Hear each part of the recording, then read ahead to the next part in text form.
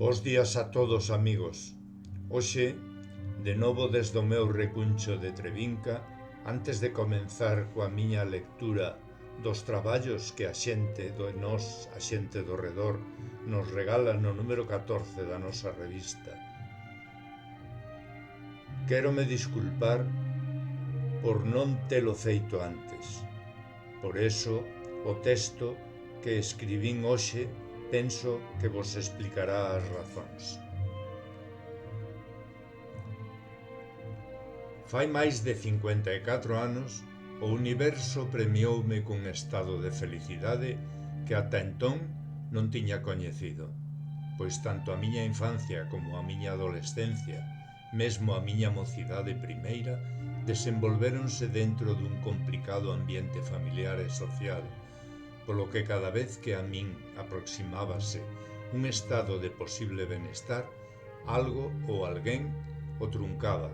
Quizáis por eso o universo quixo darme uns anos de completa alegría, pois fixo que o camiño dunha maravillosa muller cruzase co meu e que ese amor que non se pretende, que non se espera, que non se busca chegase a min por segunda vez na miña vida, xa que a primeira só resultou un espellismo que quedou hibernando ata hai pouco.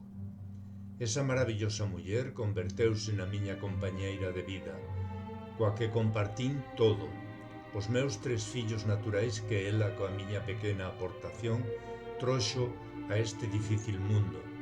Tamén compartimos as súas parellas e o froito do seu amor, creando unha célula que comenzou sendo de 2 elementos e hoxe somos 15, contando a un amigo que desde hai anos converteuse nun fillo máis. Aínda que hoxe estou só, sei que case todos os membros desta célula están conmigo presencialmente e na distancia. Esa compañeira de vida fai 5 anos, presionada polo maldito Alzheimer, decidiu abandonarme, seguindo conmigo o seu corpo, que se foi facendo cada día un pouco máis inerte. Aquela enerxía, valentía, forza e solidaridade reivindicativa que desbordaba nela desaparecía a unha velocidade de vértixe. A muller coa que durante máis de 50 anos mantiña conmigo os debates máis acesos sobre calquera tema, a que se mantiña informada da actualidade mundial, a que era capaz de ler 2 libros de 300 páxinas a semana despois do seu traballo e a súa atención da súa familia, apagábase rapidamente. Cada día que transcorría afastábase de min, quedándose conmigo de forma totalmente distinta. Non era ela, nela só quedaba o seu corpo, pero sen vida, parecía hibernar, xa non debatía, non lía, nin siquera o seu fillo xornalista.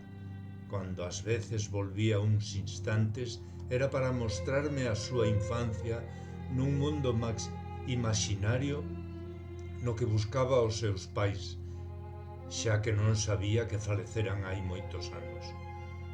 Noutras ocasións, o seu mundo estaba acoutado na súa adolescencia. En ocasións era a súa mocidade, pero nunca estaba situado neste mundo, no momento actual. Ela non era consciente de ser o que ela ou cree ser, o que ela é ou cree ser, unha nena de 86 anos que debe aprender a comer, a camiñar, mesmo a falar. Agora a separación aínda é maior, agora xa non me resulta posible coidar desa desvalida muller que tanto coidou de min. Agora teño sobre min o peso da impotencia por non poder darlle a miña compañeira esa calidade de vida que tanto merece. Agora esa misión de coidada que implícitamente co meu amor xureille manter ata o fin dos nosos días, xa non podo cumplila, converténdome nun perjuro ao delegala noutros, o cal por moito que o tente, por moi ben que a coiden como o fan realmente, non satisfai por completo o meu desexo imposible, pois xustamente esa imposibilidade é a que me inquieta. Ojalá fose tan frío e calculador para conformarme con vela coidada, aínda que non sexa eu quen a coide. Este ente abstracto con nome alemán que me roubou é moi injusto, pois tamén róubame a esperanza.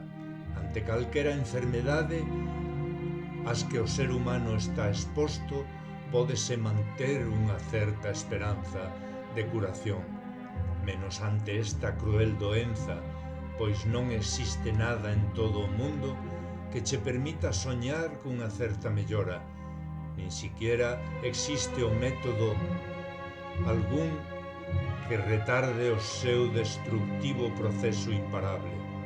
Tan cruel é este proceso que, ademais de destruir ao enfermo, impide aos cuidadores culminar ata o final esa axuda, creando ese estado de ansiedade e impotencia que eu sinto e que tentarei relativizar non só por min, tamén polos meus fillos e polos meus amigos. Gracias a todos.